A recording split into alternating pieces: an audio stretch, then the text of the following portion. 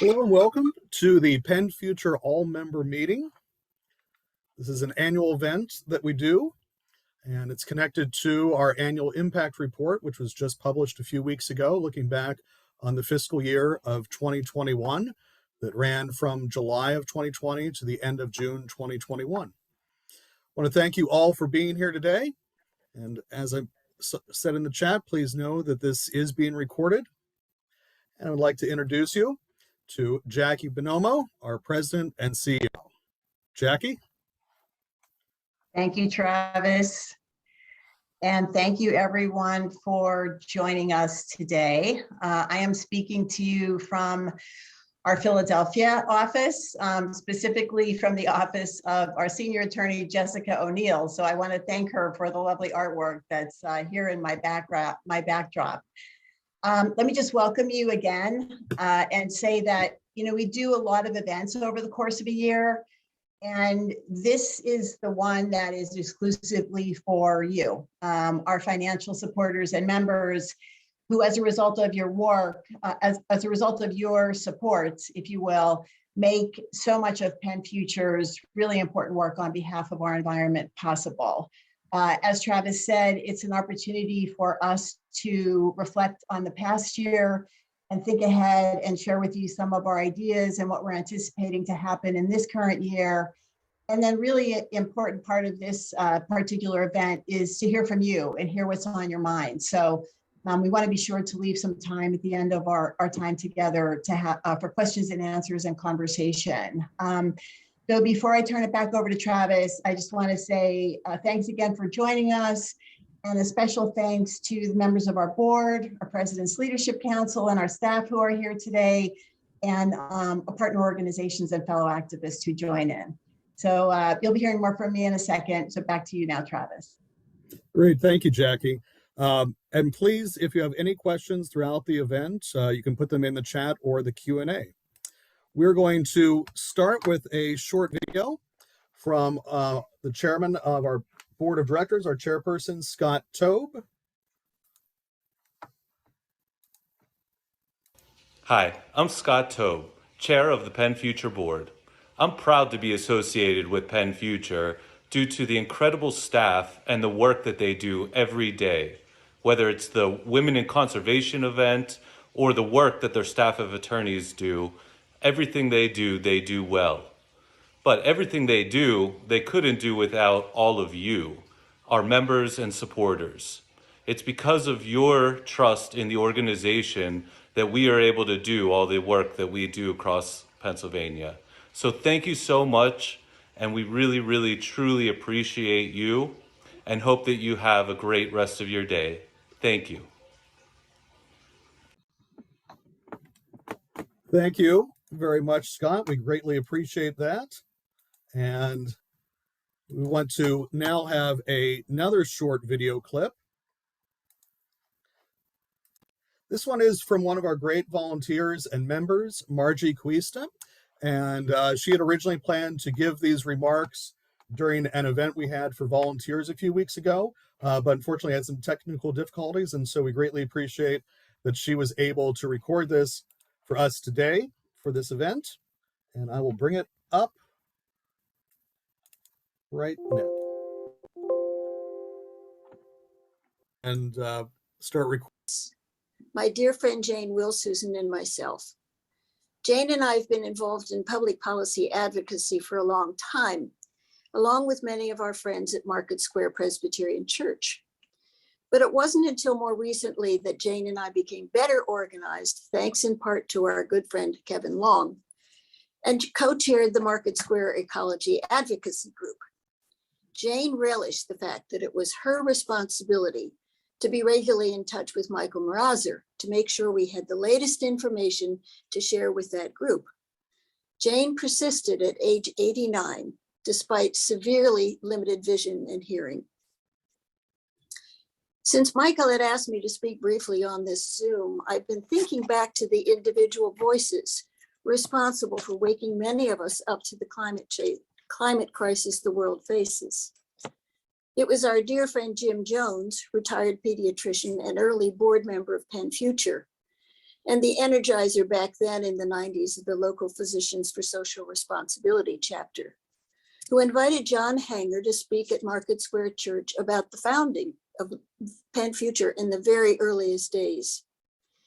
Those two voices, Jim Jones and John Hanger, were key in alerting many of us to the very real threat to our planet and our lives as a result of our dependence on fossil fuels. Other voices such as Char Magaro, Tanya Deeroff, and Don Brown multiplied the impact and made many more of us at Market Square Church aware that as citizens and as part of a faith community, we have a vital role to play in being knowledgeable about the increasing threat and in voicing our concerns. This is hard work, as you well know.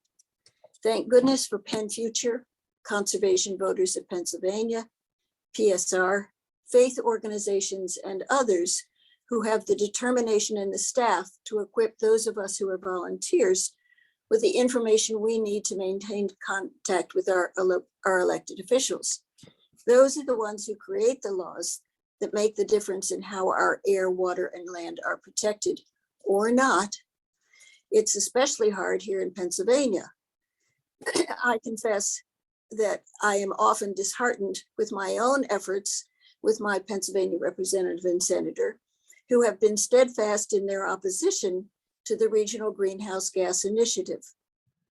But just when I'm tempted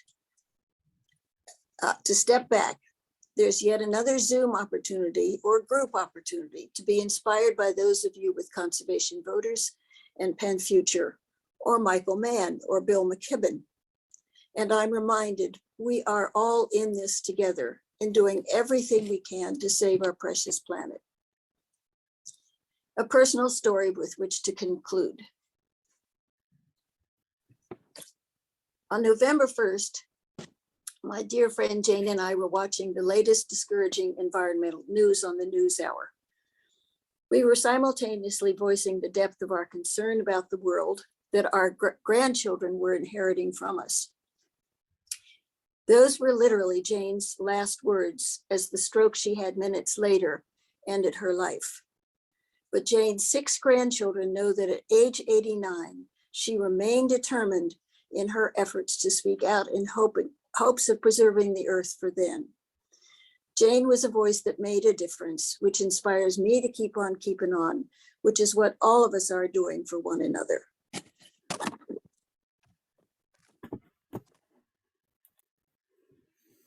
I want to thank Margie for that. She's an amazing volunteer and member, and Jane was an incredible volunteer and member. Jackie, I might send it back to you.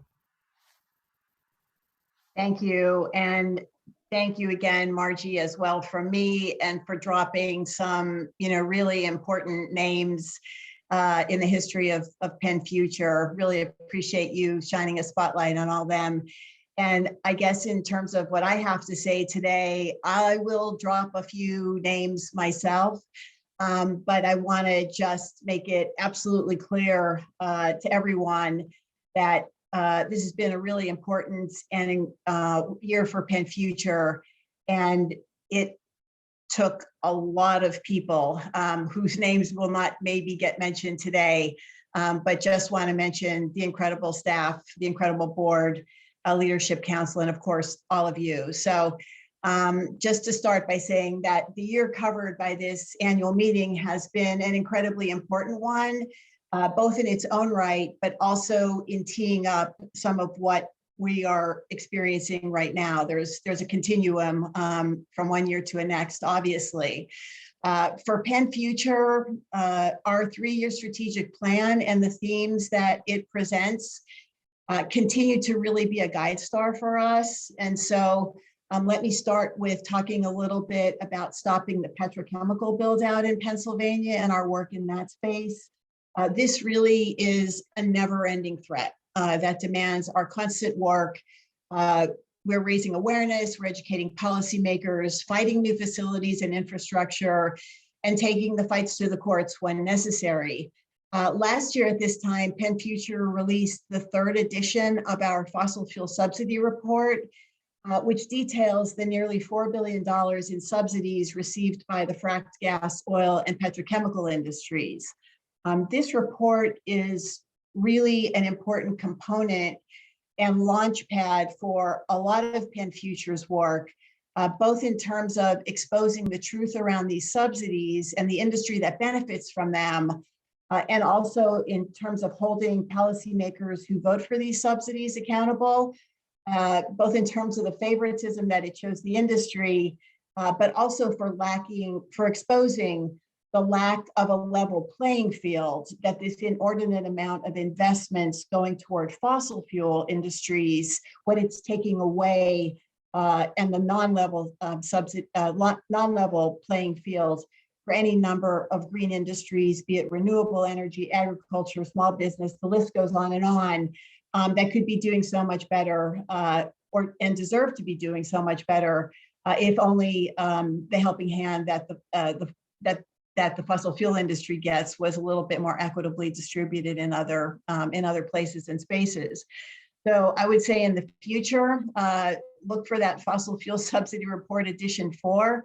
One of the things that's pretty discouraging to say about the last report that we did, since it was based on numbers derived from the state's fiscal year 19, that $4 billion number did not include, for example, the $1.6 billion subsidy that will get reflected as Shell's cracker plant in Beaver County comes online.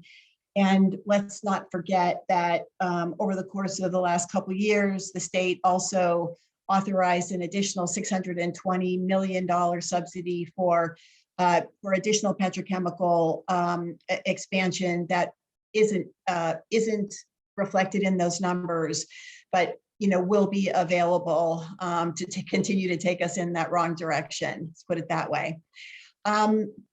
I also want to say a little bit more about our work. The strategic plan talks about PennFuture's strategy around building power, and we talk a lot about the theory of change in our strategic plan that really relies on us to have a bipartisan pro-environment majority in the General Assembly. I understand that we're far from that, and I appreciate the work that everyone is doing to change that. But our annual report,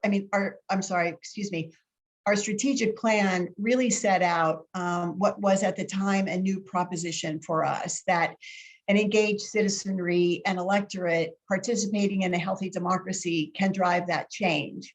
And so we at PennFuture are working to better serve communities of color that have been marginalized and overburdened by pollution, and whose voices and votes and power are still under attack. And so I am so happy to report a really dynamic expansion of our voter registration, our voter engagement, our get out the vote, our advocacy around vote by mail, that is being done by our Democracy for All team, led by Emily Gale.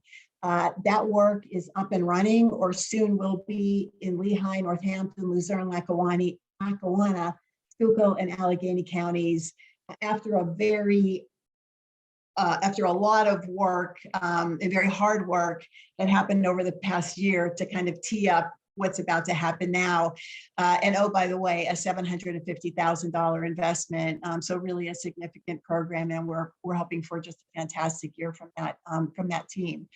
Our partnership with Conservation Voters of Pennsylvania is still really strong through the civic engagement work that I just talked about, and also through our field team. And so I just wanted to give a shout out to our terrific field team, led by Jess Cataret, Michael Marazar, Maria Ocasio, Tim Hayes, and Maya Horniak. So our field team, these folks are really the connective tissue between local activists like Marge and their issues, and connecting this to the rest of the organization.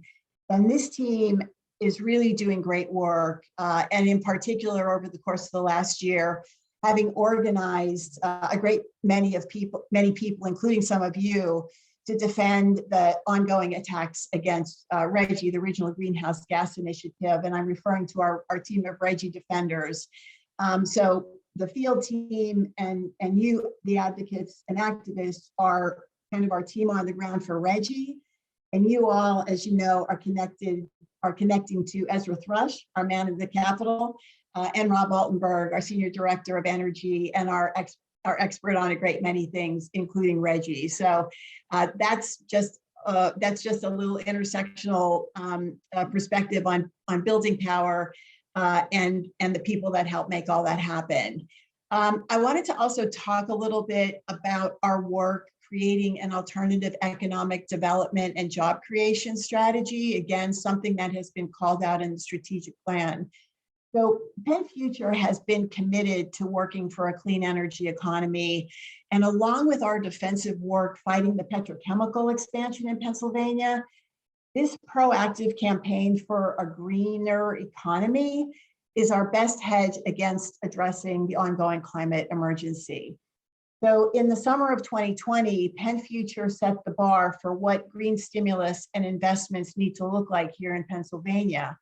And just as the time, if you recall, at the time, we were in the midst of a campaign for a new president. And so this work was happening just as ears in Washington, D.C. were becoming more receptive to ideas around renewable energy, electrification of transportation, and so on.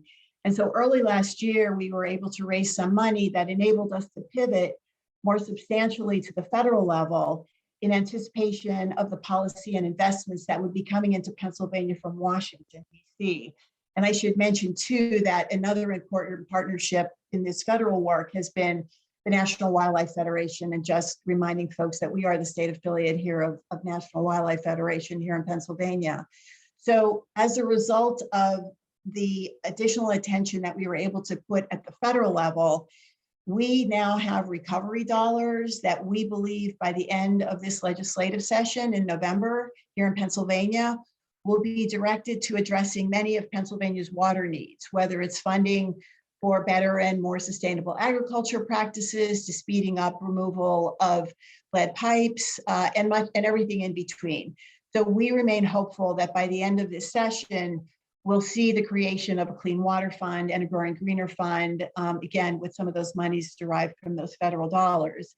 And then just to say too, another result of our work at the federal level has been, of course, the bipartisan federal infrastructure bill. And as part of that, Pennsylvania is going to see it, for example, a tenfold increase, over $240 million a year coming to Pennsylvania to address legacy pollution from coal mining, and millions more to deal with abandoned and orphaned oil and gas wells. And this work, again, was all previewed as a result of this green stimulus work that we did. And it's just very, very gratifying to see some of this coming to fruition in ways that are going to benefit the environment and that advance PennFuture's mission in a slightly different, but nevertheless opportunistic and strategic way. And then I should say too, just as another sort of connection, that earlier this year, we also released a roadmap for investments for Pennsylvania to meet its pollution reduction goals in the Chesapeake Bay. And the ideas and the numbers, if you will, that were pulled together in that report, thank you, Travis, are also very informative of some of the investments that we see coming, that we are hoping to see come out of the state legislature in clean water, and certainly to a certain extent with the federal investments. So let me just say again that PennFuture is, if I may say so, a really amazing organization. We have so much important work underway, and it's impossible for me to recount the breadth of the work over the course of the last year. But I just wanted to call out those few high points, at least in my mind. There are many, many more that I would have been able to talk about. But for now, let me pause. And I believe that it's my opportunity now to introduce our next speaker, Matt Stepp. Matt is our Executive Vice President and Chief of Staff. And Matt will be talking to you about the financial health of PennFuture. So over to you, Matt. Thanks a lot, Jackie. Good afternoon, everyone. Just a few remarks on the financials that you see in the annual impact report. As Jackie mentioned, this financial period was really in the heart of the pandemic, and I'm really proud of the work the organization did to keep PennFuture going under really enormous uncertainty and stresses that every nonprofit in America was facing, and PennFuture wasn't the only one. But I think ultimately, as you'll see with the financial numbers, PennFuture weathered those challenges really, really well, and is actually currently a really strong financial position. And part of the reason there's a couple of reasons for it. One, PennFuture was able to benefit from a payroll protection program loan that was ultimately forgiven by the federal government, that was offered to the nonprofit community. And that really helped us weather, I think, the worst of the uncertainty during that fiscal year. And it was really important because PennFuture, at the end of the day, through this entire pandemic period, never had to reduce staffing numbers, never had to reduce salaries or benefits, never had to curtail any of our programs. Staff were able to work safely, largely at home during the breadth of the pandemic, and do its work at a really high level. I don't think we really missed a step, as shown by some of the work that Jackie was mentioning, even with kind of the raging, COVID pandemic that was going on around us and still is today. And the other piece is PennFuture has a lot of really strong relationships with its supporters, its members, and its foundation partners. And that allowed us a lot of flexibility, particularly during that first year and a half of the pandemic, to keep the wheels turning on the organization, keep executing, and to make some really important strategic changes, like the green stimulus report that we were able to do because of those strong relationships with our funders. And that report has paid dividends. It was obviously very well timed, and it's influenced a lot of the policies that we're seeing come out of Pennsylvania, as well as coming out of things like Build Back Better, the infrastructure bill that was passed by Congress and signed by President Biden. A lot of those ideas were influenced from that report up through the Pennsylvania delegation and the work that our policy and government affairs team does. And that wouldn't have been possible without your support or without the support of our foundation partners. So I think PennFuture has done really, really well. And because of all of these issues, because of all of this flexibility, the support through the federal government and our funders, we've been able to keep our investments in our staff and our programming really strong and level at roughly 3/4 of our expenses, and our funding's actually increased from year over year. We are actually able to bring in additional funding for our program activity, which is really amazing considering what is going on in the world today. So top line message from the report and from the work you're seeing is PennFuture's in a really strong place. We're actually in a stronger place today than we were leading into the pandemic. And all signs point in a positive direction moving through 2022 into 2023. So Jackie, back to you. Thank you, Matt.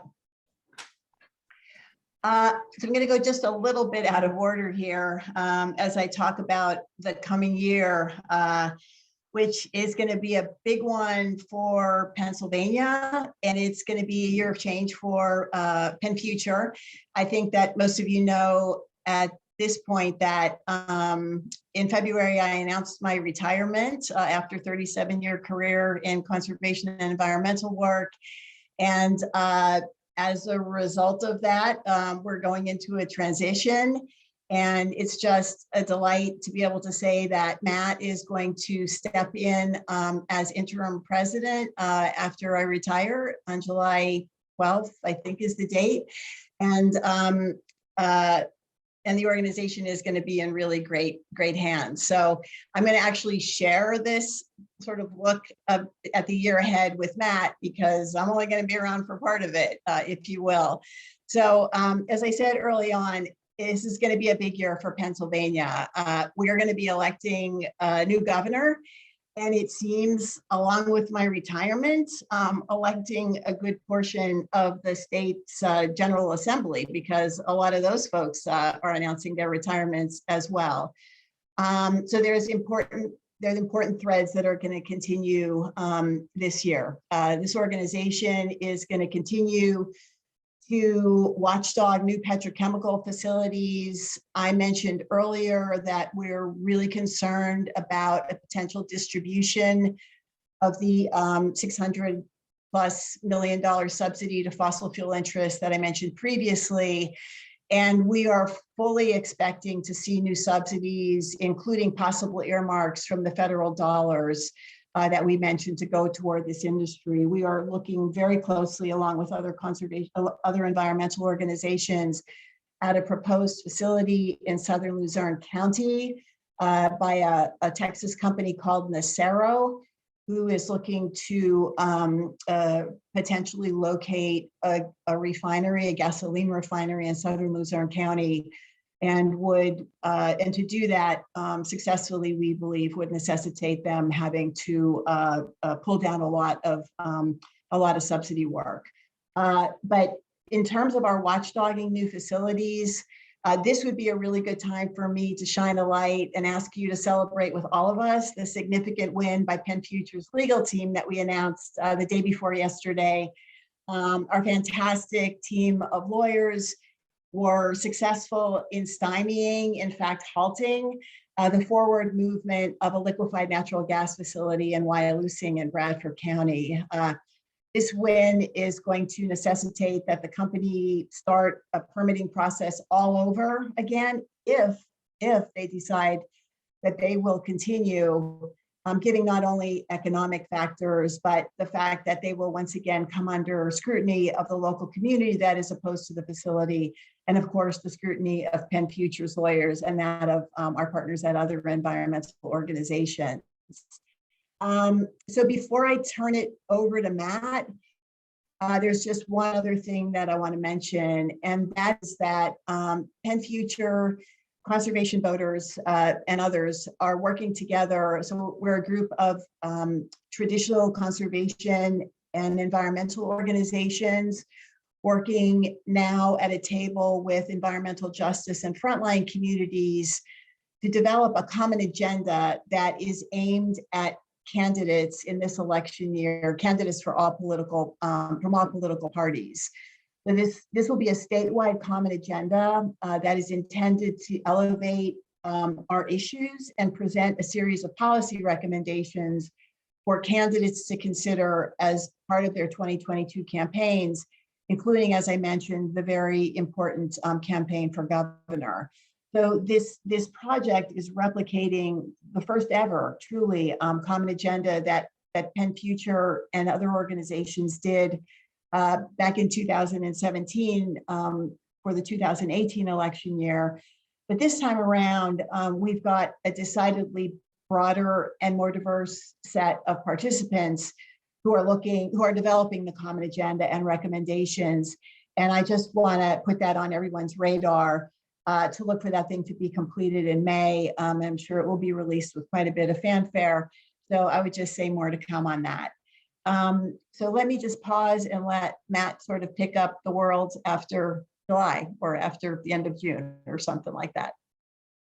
I think everyone that's on this presentation is acutely aware of the numerous and growing challenges that are impacting Pennsylvania's environment. It almost at this point feels like hyperbole to say that the attacks on our environment and democracy are getting worse and worse year after year, but it's true. And in Pennsylvania, that's certainly true. I think we're in pretty historic times with what is going on in our state legislature, our municipalities, and in our communities, say nothing of what's going on in Washington, D.C. that impacts a lot of the work that we do.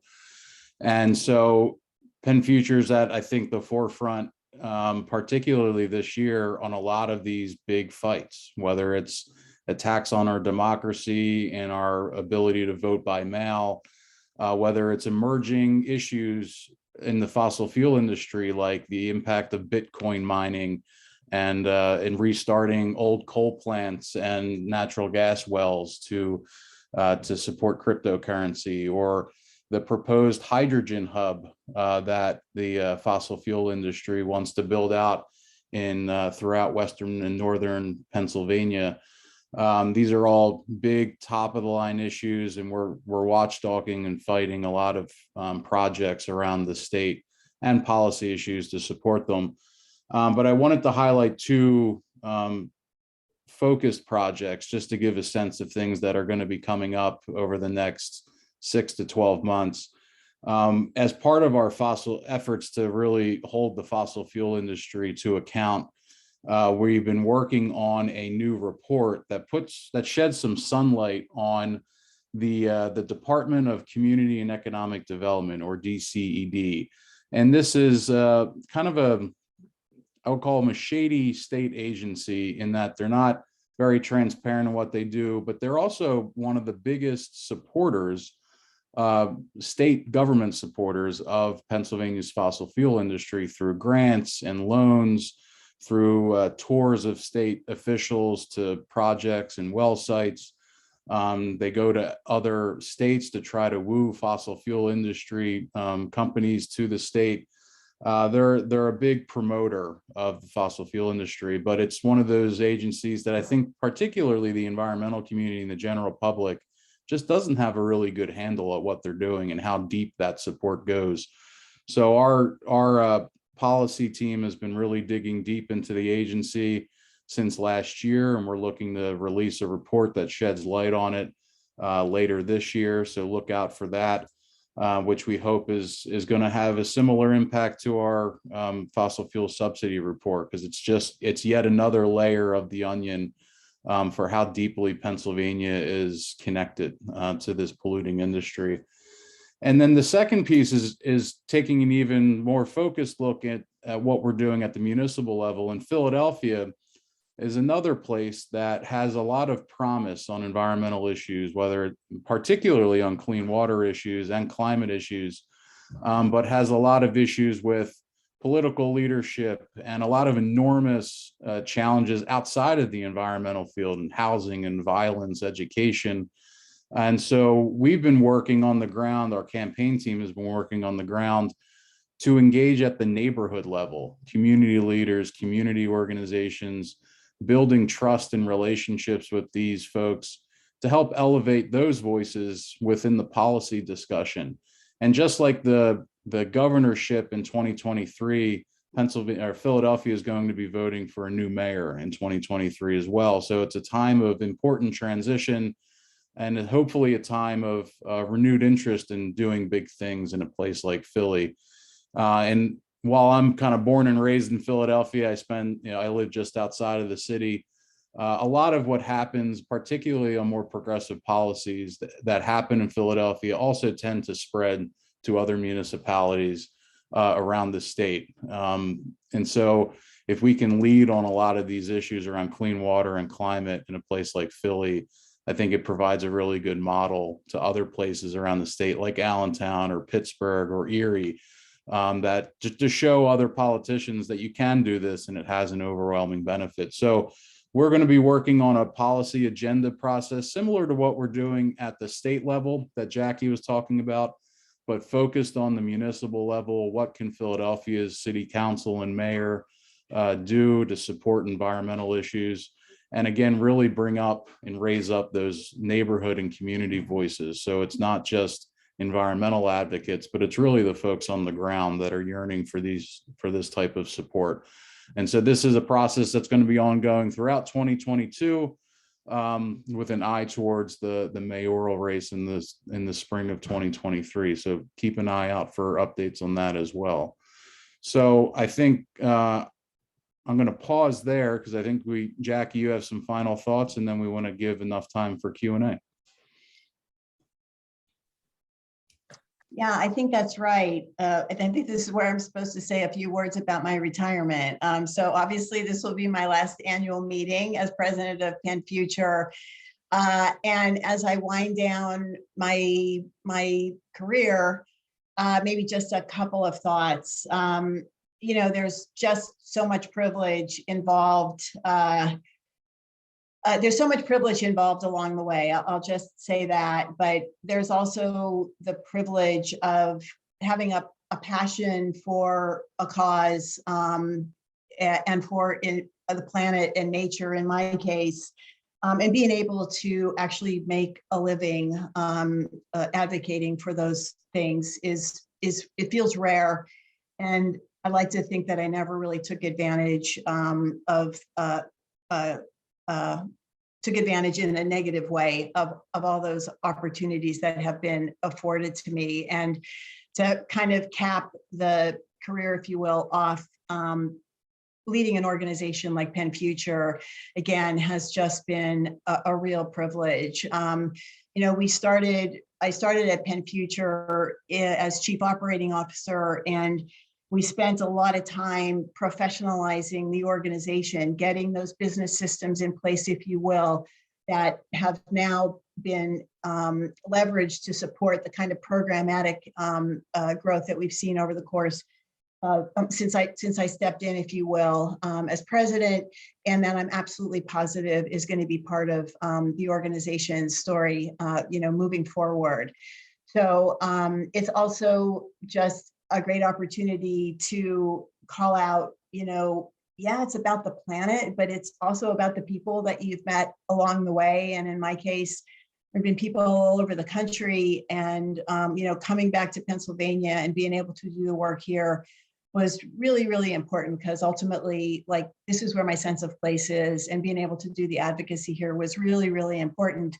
And in the case of PennFuture, with such a great team. And then to say too, being able to hand the reins over to Matt as, during this transition, very similar to the way that Larry Schweiger, my predecessor, and I co-led the organization.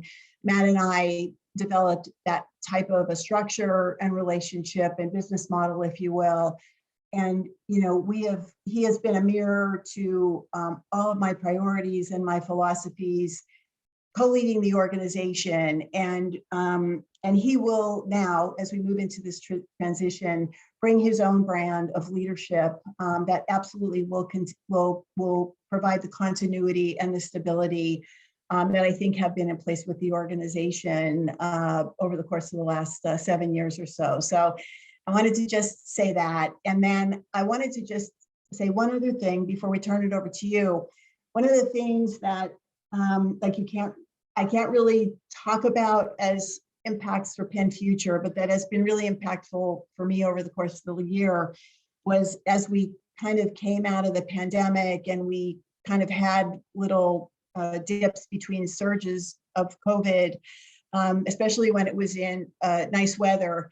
It was the opportunity for us to be face to face. And so we had the leadership council together at Hawk Mountain, and we had the staff together at Whipple's Dam State Park. And there were just some opportunities to be one-on-one. And that was really, really gratifying over the course of the last year. And as I kind of wrap up over the course of the next however much time I have left, it's important, for me, if at all possible, to be able to see people. So I hope our paths will cross, and know, as I always say, that I always want to hear from folks.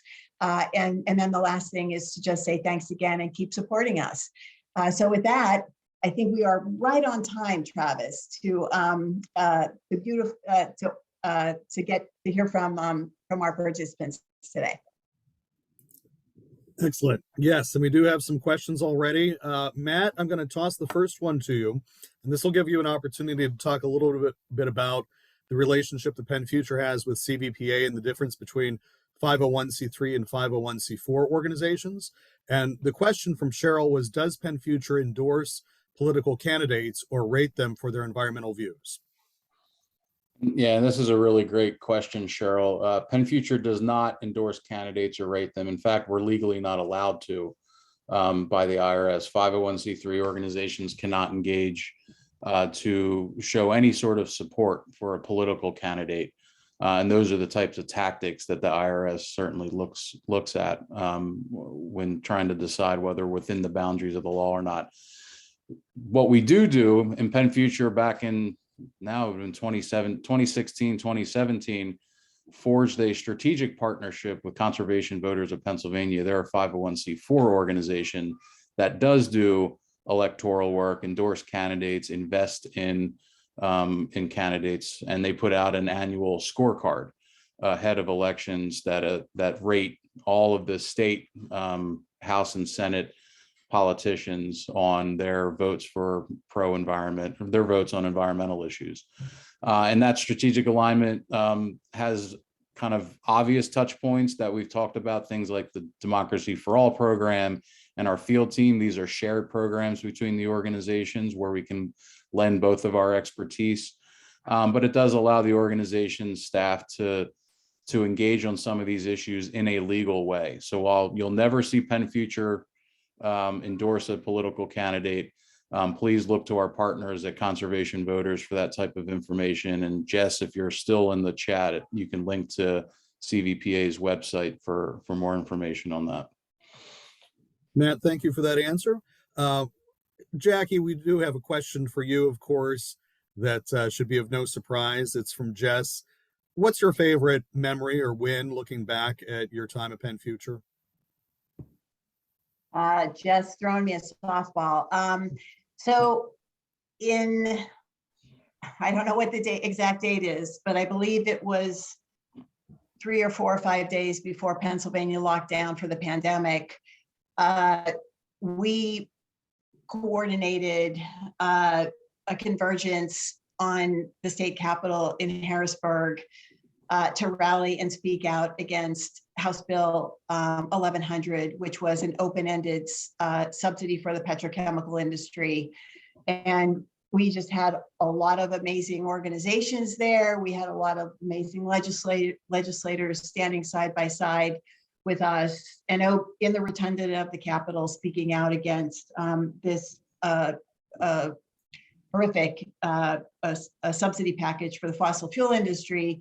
And by the way, while we were in the rotunda and kind of lined and flanked out across the steps, there was a counter rally that was going to happen not too many hours after we were done, and we had a lot of pro-fossil fuel folks kind of looking at us down from the balcony. But there were a lot of people that showed up, just as there was a lot of concern happening around COVID.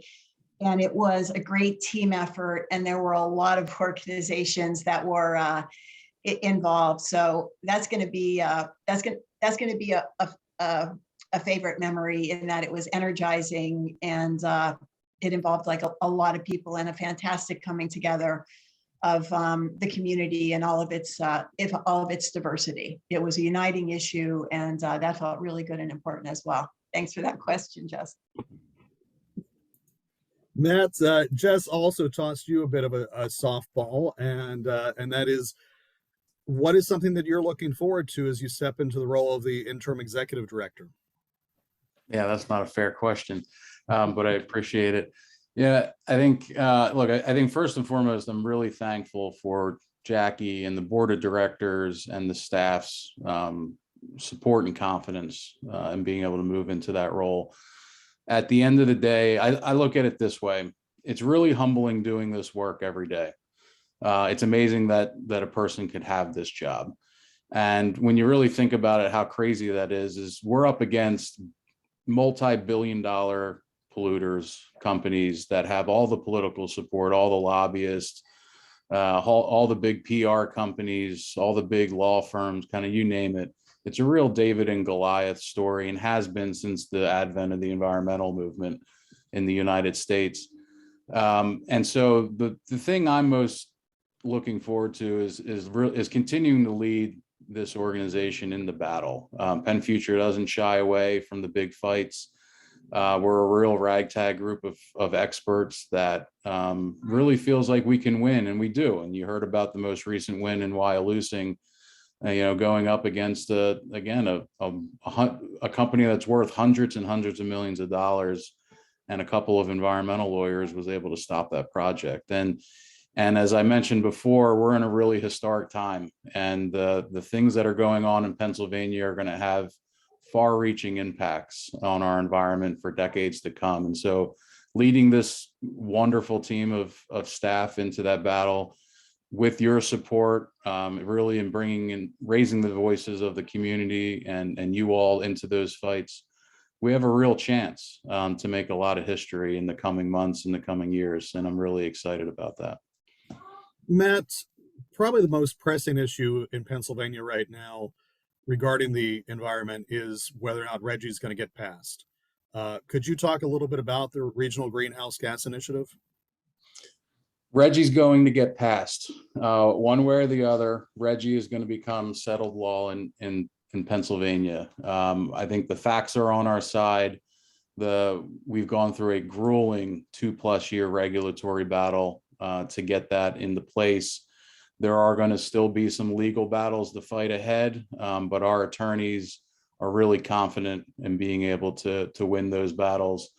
And so not before long, probably sometime this year, Pennsylvania is going to be able to firmly say that they're a member of the Reggie states, that we have a price on carbon on our electric generation plants, and that we can start taking some of those dollars and investing that back into our communities and into things like energy efficiency and clean energy. It's going to happen without a doubt. Do you have any sense of the time frame on that at all for people? Well, there's going to probably be an announcement in a couple, 3 weeks of some sort in terms of the actual regulations around Reggie being announced and formalized in Pennsylvania law. And then there's probably going to be some swift legal actions taken thereafter. So while we've been in a bit of a news lull around Reggie for the beginning of this year, keep your eye out. You're about to hear a lot about it in the coming weeks. Excellent. Well, as we move forward with both Reggie and the other work that PennFuture is involved in, this is the members' meeting after all. So how can members get involved in that work, and what do we need from them as PennFuture moves forward to continue this fight? There's so many different ways members can get involved. Jess, I can't undersell Jess and the field team's work. They're your front door to doing activism and advocacy on environmental issues. They're the ones that you should talk to first. They're the ones putting together the meetings with state legislators, bringing those constituents to advocate for different environmental issues. They're the ones helping the community write letters to the editors and op-eds and doing phone banking during really heated moments around policy issues.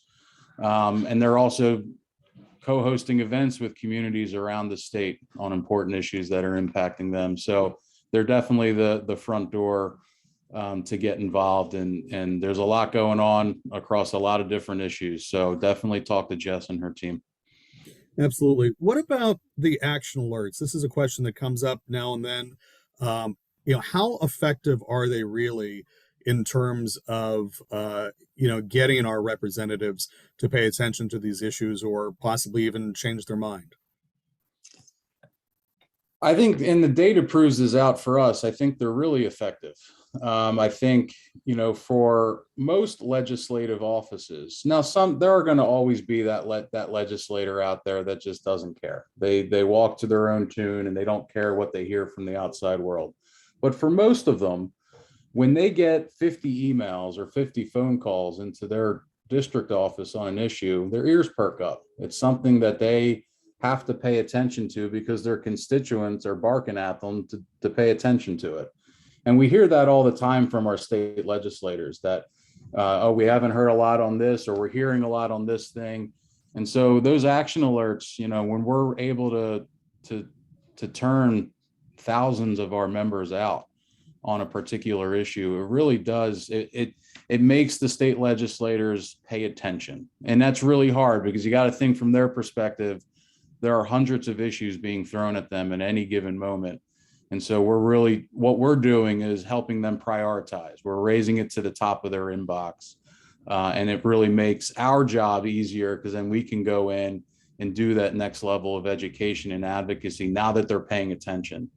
And then there's other layers that, like the ACE teams that Jess was talking about, which then kind of really layer that back on. So it's part of the process, but a really important part of it. Matt, if we had a member, a donor who decided today to give us an additional $50,000 or $100,000 in unrestricted funds, what would you want to do with it?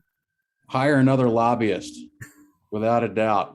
We need more capacity in Harrisburg. Think of it this way: PennFuture is one of 3 organizations to have a full-time lobbyist, a full-time environmental lobbyist in Harrisburg. There's 3 of them. The gas industry at its peak can turn out between 200 and 250 individual lobbyists into that building because of all of the lobby firms that they have on retainer. Think about those numbers. So for all of the issues the issues that we're talking about here, just scratch the surface of the things that are popping up in Pennsylvania right now. It's 3 versus 250. So I just want to add one more of that. I want to go from 3 to 4, and that would make a lot of difference because there's a lot of emerging issues coming up in the state, and we're really at capacity to be able to do that. So this last question here, I'm going to ask both of you, and Matt, I'll start with you, and then I'll toss it over to Jackie. What is it that you are most optimistic about right now?